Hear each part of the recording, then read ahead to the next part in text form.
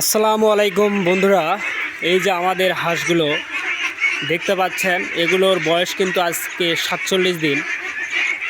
তা বন্ধুরা, সব মিলে কিন্তু হাঁসের যে পরিবেশ সেগুলো কিন্তু ভালোই আছে। দুঃখজনক বিষয় হচ্ছে আমরা সঠিকভাবে কার্যক্রম করতেছি, তারপরেও কিছু কিছু সমস্যা আসলে আমরা বুঝে উঠতে পারতেছি না কী কারণে এই তো সমস্যা হচ্ছে। তা বন্ধুরা, এত নিউজ দেওয়ার পরে, এত গুড নিউজ দেই, তারপরে এই যে দেখছেন হাঁস কী কারণে মারা গেল সেগুলো আপনাদেরকে একটু জানাবো।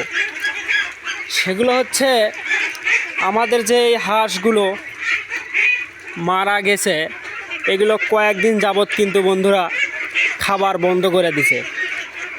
খাবার বন্ধ করে দেওয়ার পর তারা কিন্তু এই যে দেখতে পাচ্ছেন শুকিয়ে মারা গেছে। তারা কিন্তু শুকিয়ে, এই যে হাড় হাড্ডি পা দেখতে পাচ্ছেন, এগুলো কিন্তু শুকিয়ে মারা গেছে। সে কিন্তু কালকে অসুস্থ, আজকে মারা গেছে এমনটা না। সে কিন্তু বেশ কয়েকদিন ধরে খাওয়া দাওয়া অফ করে দিয়েছে, যে কারণে আজকে আমাদের এই মর্মান্তিক দিনটা দেখতে হলো।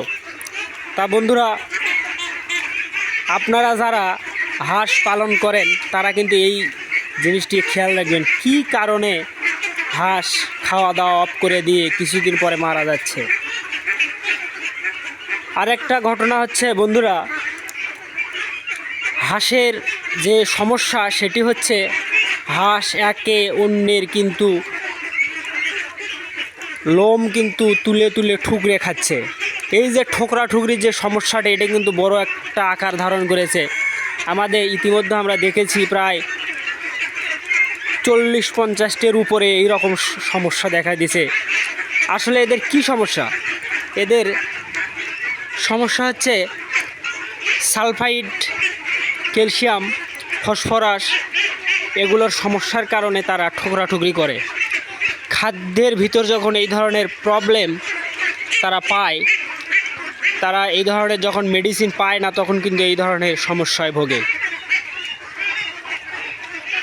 তা বন্ধুরা, আপনারা যারা হাঁস পালন করবেন এই জিনিসটি কিন্তু খেয়াল রাখবেন। হ্যাঁ, এখন খেয়াল রাখলেই হবে না, আপনাদের সঠিক সময়ে 2-1 পিস যখন এইরকম দেখা যাচ্ছে, তখনই কিন্তু আপনাদের কিন্তু এর প্রতিকার করতে হবে।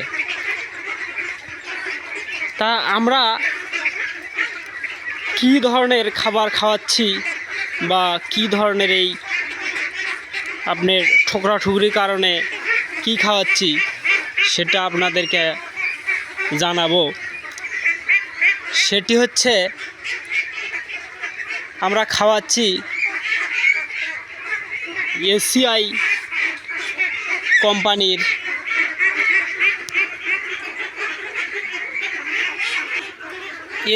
কোম্পানির পিকে সল, এই ঔষধটা খাওয়াচ্ছি যাতে করে এরা ঠোকরাঠুকরি বন্ধ করে বন্ধুরা। আর একটা খাওয়াচ্ছি আমরা ভিটামিন কে, যেটা রক্ত পড়া রোধ করবে, কারণ এরা ঠুকরে রক্ত পর্যন্ত বের করে ফেলাচ্ছে। এটা আসলে এমন রূপ ধারণ করছে, আসলে আমরা মানিয়ে নিতে পারতেছি না এত সমস্যা। তা বন্ধুরা, আমাদের যে কোনো পরামর্শ নিতে অবশ্যই আমাদের সাথে যোগাযোগ করবেন, কমেন্ট করবেন, অবশ্যই আমাদের পাশে থাকবেন। ধন্যবাদ সবাইকে।